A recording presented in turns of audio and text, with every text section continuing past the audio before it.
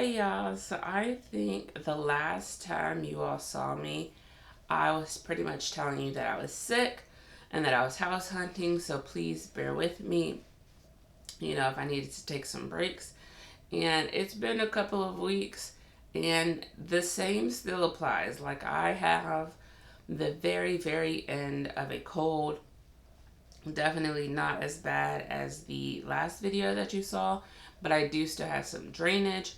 So I'm going on like a month and a half now of being sick, and I am still looking for a house, which has been about a month and a half. So today's video, as you can tell from the title, is kind of a video to help you all out. If you're also in the house market, in the house buying market with me, and you don't have tons of money saved up, and you're working a regular job, you're just trying to save up, trying to be an adult, trying to get a house, right? I think I want to do this series, to kind of help not only journal my progress of building and not building, but finding a house, but also to maybe help somebody else out there that, again, may be in the similar position as me. So the first thing about buying a house, so like I was saying, the first thing about buying a house is a very crucial step that I think a lot of people tend to overlook, because there are some programs out there that can kind of help you with this, or that will overlook it. But I think it should be not only a first step to buying a house, but like a first step to kind of putting yourself in a better position to make, better financial decisions, right? So the first step that I'm going to say, and that's what this whole video is going to be about, is budgeting and getting your credit right. So again, there are programs out there that will say, no credit check, 0% down, da da da. And these are programs for a house, right? But I think having your credit like good should be one of the first steps, because not only is that going to help you avoid having to put way more money down, it also is going to help you in the long run. Like, let's say if you need to buy a car, if you need to get a loan, whatever have you, right? Having good credit should be one of the first and major steps of kind of, in my opinion at least, of adulthood.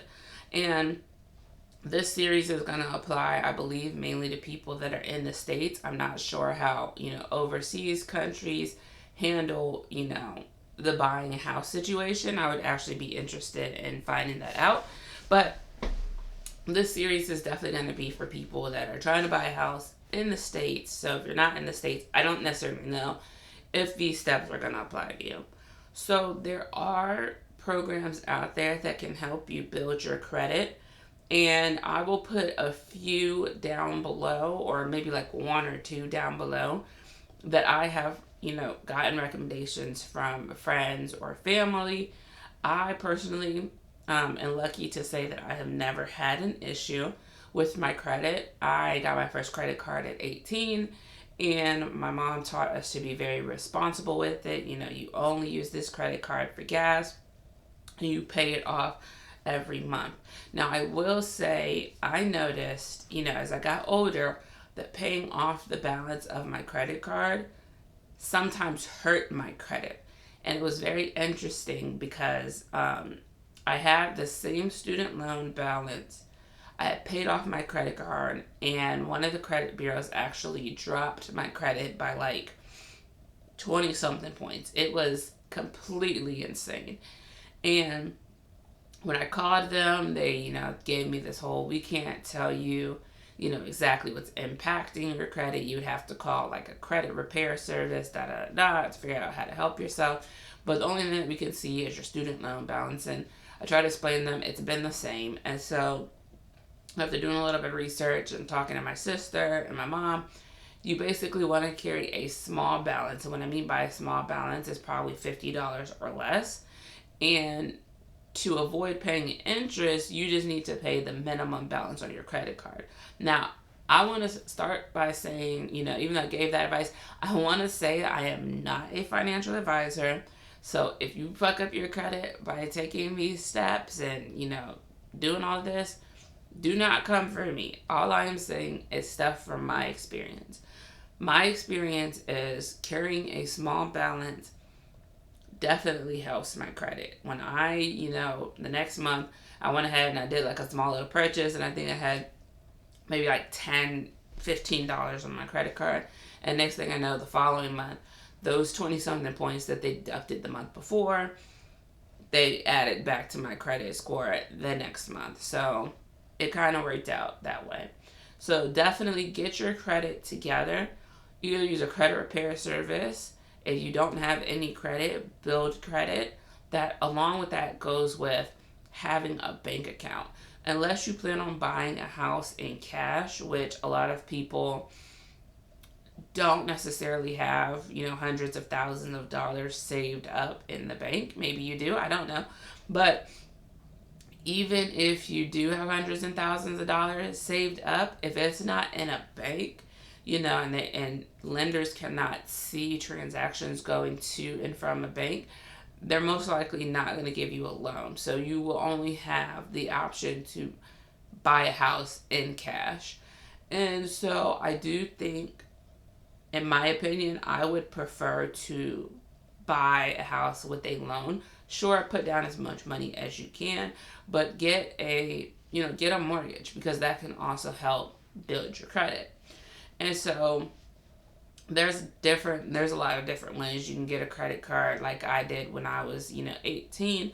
Use it for gas, pay it off, or carry a small balance from month to month. As long as you are paying your minimum balance on your credit card, you will not get charged interest. That's how a lot of the major credit card companies work.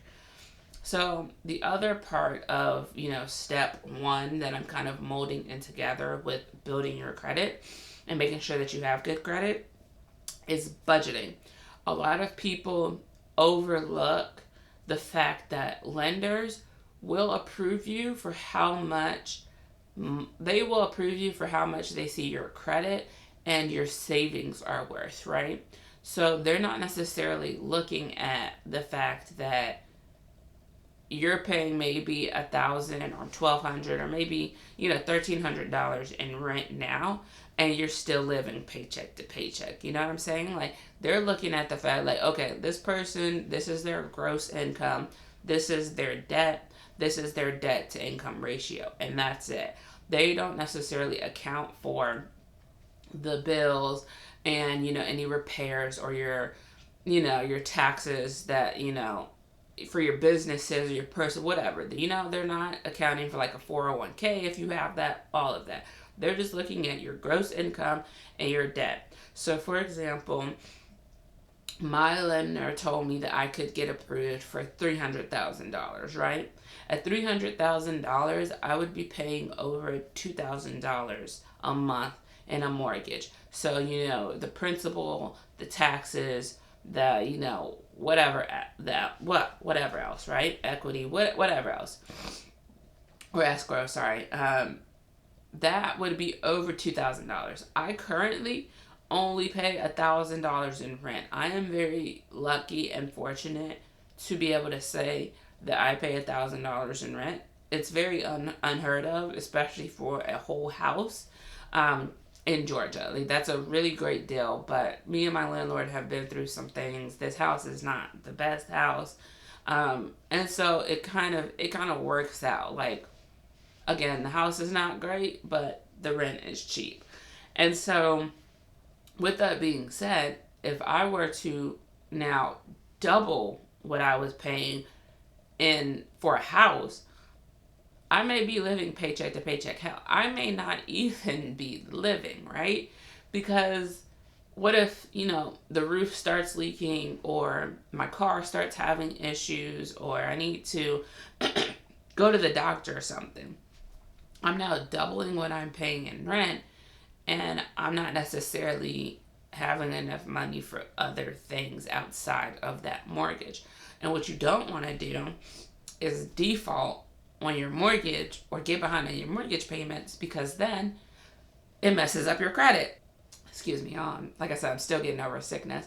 So that messes up your credit. And so I think budgeting And knowing how much you can afford in a house and still live comfortably and be able to pay your bills and save up for emergency expenses goes hand in hand with making sure that your credit is in line. Like I said, I will leave down below a couple of credit repair services that I have gotten from, friends and family that I think are worth checking out if you need help with your credit. I think one of the major things that I did, like I mentioned, is getting a credit card and only using it for small purchases, whether it is groceries or gas. There are a lot of credit cards that give you like cash back points that are good first time cards, right? The other thing is there are down payment assistance programs, closing cost programs, things of that nature, which I'll talk about in the next video when I talk about searching for your lender. So good luck on your house search, y'all. I'm gonna be trying to again track my progress. Sorry, it's been a minute since I posted a video. I have been getting over the sickness. I've been low key stressing, and when I say low key, I am trying to get to a point where I'm just like, the house that is for me will be for me. There have been a few houses that I've tried to make, an offer on that I've either been too late to the game or they've just cost too much and I haven't been able to kind of negotiate them down. So, man, my realtors are working together to find something, and I'm very hopeful that we will find something this year. So, if you are in the same boat, good luck. You got this. Stay strong. Make sure you're on your P's and Q's. You got your credit and your budget, going. And you'll be fine. You'll be perfectly fine. Interest rates are going down. You'll make it happen.